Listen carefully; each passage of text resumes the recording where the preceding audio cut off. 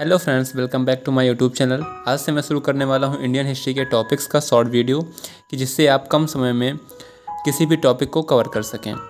हमारा आज का पहला टॉपिक है इंडस वैली सिविलाइजेशन यानी सिंधु घाटी सभ्यता।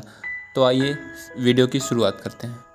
इंडस वैली सिविलाइजेशन यानी सिंधु घाटी सभ्यता। भारत की हिस्ट्री सिंधु घाटी सभ्यता से शुरू होती है और इसे हड़प्पा सभ्यता के नाम से भी जाना जाता है। इस सभ्यता की खोज राय बहादुर दयाराम साहनी ने की। यह सभ्यता लगभग 2500 ईसा पूर्व दक्षिण एशिया के पश्चिमी भाग में फैली हुई थी, जो कि वर्तमान में पाकिस्तान तथा पश्चिमी भारत के नाम से जाना जाता है। रेडियोकार्बन C14 जैसी विलक्षण पद्धति द्वारा सिंधु सभ्यता की सर्वमान्य तिथि 2350 ईसा पूर्व से 1750 ईसा पूर्व मानी गई है। यह सभ्यता मिस्र, मेसोपोटामिया, भारत और चीन की 4 सबसे बड़ी प्राचीन सभ्यताओं में से अधिक उन्नत थी। 1920 में भारतीय पुरातत्व विभाग द्वारा किए गए सिंधु घाटी के उत्खनन यानी खुदाई से प्राप्त अवशेषों से हड़प्पा तथा मोहनजोदड़ो जैसे 2 प्राचीन नगरों की खोज हुई।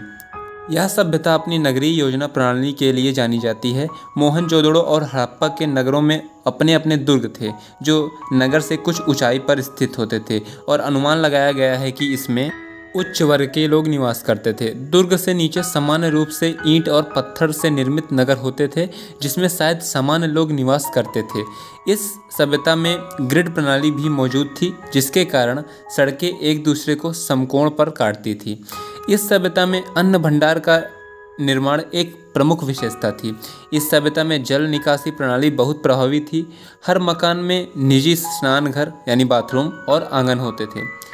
खेती के बारे में बात करें तो इस सभ्यता में सर्वप्रथम कपास की खेती मनुष्यों द्वारा प्रारंभ की गई और बाद में गेहूं, जौ, सरसों, तिल, मसूर आदि के उत्पादन का अवशेष मिला। गुजरात में कुछ स्थानों पर बाजरा उत्पादन के संकेत मिले हैं और चावल के प्रयोग के संकेत बहुत कठिनाई से मिले या कह सकते हैं कि दुर्लभ मिलते हैं। मुहरों और टेराकोटा की मूर्तियों पर सांड के चित्र मिले हैं और खेतों की जुताई में बैलों द्वारा जुताई के साक्ष्य भी मिले हैं। नहरों के अवशेष हड़प्पा स्थल सोरतगुई अफगानिस्तान में पाए गए हैं, लेकिन पंजाब और सिंध में इसका कोई अस्तित्व नहीं मिला है। इस सभ्यता के बारे में ये भी पता चला है कि यहाँ के लोग बड़े पैमाने पर पशुपालन भी करते थे। घोड़े के साक्ष्य सूक्ष्म रूप से मोहनजोदड़ो और लोथल की एक संशय युक्त टेराकोटा की मूर्ति में मिले हैं। और बात करते हैं इनकी अर्थव्यवस्थाओं की, तो यहाँ के लोग पत्थर, धातुओं और सीप और शंख का व्यापार किया करते थे। धातु प्रयोग इस सभ्यता में नहीं पाया जाता है। यह सभ्यता शायद व्यापारिक वर्ग द्वारा शासित थी। बात करते हैं सिंधु घाटी सभ्यता के धर्म की। इस सभ्यता के लोग वृक्षों तथा पशुओं की पूजा करते थे। इस सभ्यता के प्रमुख पशु एक सींग वाला गेंडा तथा दूसरा प्रमुख पशु कुबड़ वाला सांड था। यहाँ पर अत्यधिक मात्रा में ताबीज भी प्राप्त किए गए हैं। सिंधु घाटी सभ्यता का पतन के बारे में बात करें, इस सभ्यता का पतन लगभग 1800 ईसा पूर्व में हो गया था, परंतु इसके पतन के कारण का कोई ठोस सबूत नहीं प्राप्त किए जा सके हैं और यह विवादित भी है। कुछ लोग इसके पतन का कारण प्राकृतिक जन्य मानते हैं, तो कुछ का मानना है कि आर्यों ने सिंधु घाटी पर आक्रमण कर दिया था तथा इसे जीत लिया था।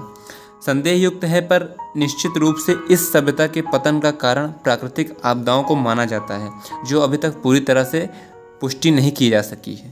धन्यवाद। और हाँ मित्रों, ध्यान रखिए, आप मुझे कमेंट सेक्शन में टॉपिक्स बता सकते हैं जिस पर मैं आपके लिए वीडियो बना सकूं। अगर आपको मेरा वीडियो पसंद आता है तो मेरे चैनल को सब्सक्राइब करना ना भूलें और बेल आइकन को दबाना बिल्कुल ना भूलें। धन्यवाद।